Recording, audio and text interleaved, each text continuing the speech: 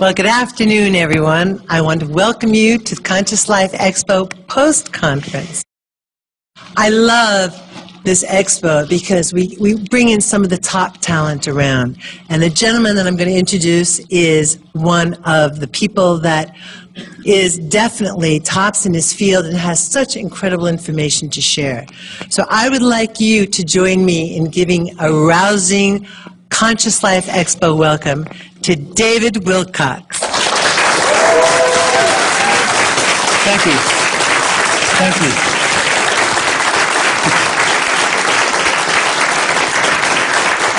Thank you. Appreciate that. You know, 2012 is about a new birth, and now that I have my own umbilical cord, we have a great symbolic reference for that. So this is going to be a bridge where we're going to start with the 2012 Enigma material that I didn't get to finish yesterday because literally we had the line for that room wrapped around 2 halls in this hotel. It was enormous. How we got all those people into that room, for those of you who remember, I don't know how it worked, but it was a divine miracle in and of itself that we actually got the people in. So this is about what the government is like for most people right now.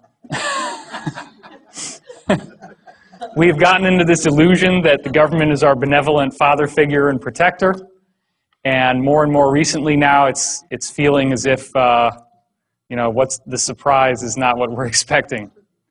So many people are awakening to cosmic consciousness and higher concepts of metaphysics and spirituality, and this is going to be a true masterclass in what's really going on. So 3 years ago I was at this conference and I met Billy Blake, who should be here, but he's not here yet. He's going to be running around with a handheld camera. And we decided to do a film together. The film is called Convergence, as many of you, or probably all of you know. So that film deals with the idea that the underlying fabric of this universe is consciousness, which is what all the old mystics and all the old religious traditions have been saying for thousands of years.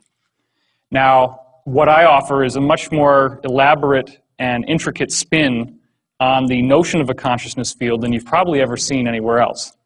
Of course, it goes without saying that for those of you who haven't seen this, when they haven't seen it before, there's a gasp in the audience, but you all are well initiated. Edgar Cayce and myself, there's obviously a facial similarity there. This is my brother and Casey's first guy, Dr. Ketchum, who got him out there in the world. My father, after a Metallica concert, that's why he's sneering. And the Squire, Edgar Cayce's father. My father would only shop at the Squire shop, and everybody called Cayce's father the Squire. This is my best friend Jude and Edwin Blumenthal from the Cayce tradition, one of his principal investors. Jude and I did marvelous music together in high school, at least we thought so at the time. And this is my friend from college, Christopher, and his corresponding reincarnation, Morton Blumenthal. This is my good friend from college, Angelica, and this is Edgar's wife, Gertrude. These are like the only people I'm still in contact with from high school and college. I mean, you have to understand, these are not just random people from my life. These are like some of my closest associates and friends. And then when you find out that they're the same people as in Edgar's circle, it's very, very surprising. Okay, so as we went through yesterday, are there great secrets being held? This was something a lot of people didn't catch on the way they did the reflection on the poster for the Da Vinci Code. And of course, what is the eye and the triangle on top of the pyramid? Is there a message that's being given that we're not fully getting access to? Gore's inconvenient truth, sure, that looks like smoke, not. That looks like a galaxy. And here's the Milky Way from the top down. There's our sun, so you can see this is about where we are. So we're not all the way out at the edge, we're kind of in the middle.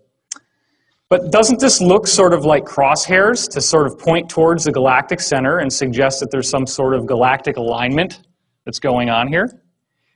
So later in this talk, you're going to hear about interplanetary climate change, which is how this movement into a new area of energy in our galaxy is in fact actually causing all the planets in the solar system to experience changes just like the ones we see on Earth. So this is far from an isolated phenomenon. There's also these new physics discoveries that keep leaking out, and they always relate to sacred geometry. The idea in this case of the dodecahedron, which is 12 pentagonal faces that kind of looks like a soccer ball if you make it into a sphere. They actually found out, these scientists discovered that the background radiation from when the universe was first created has arranged itself into this odd geometric pattern. And that's been proven.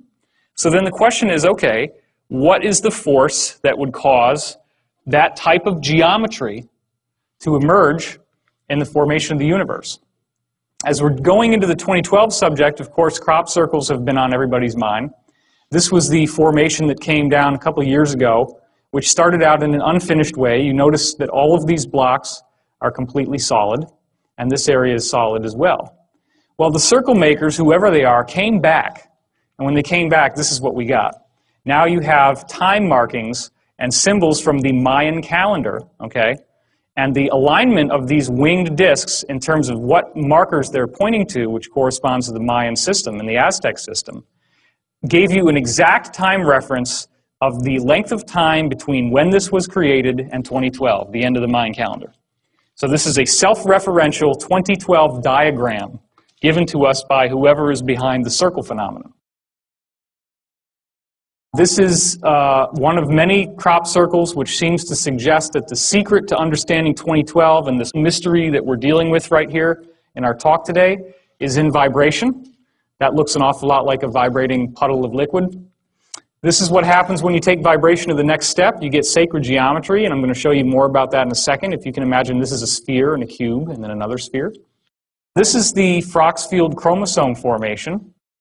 Obviously, the circle makers are saying, you know, 2012, pay attention to your DNA, right? Except here's the thing.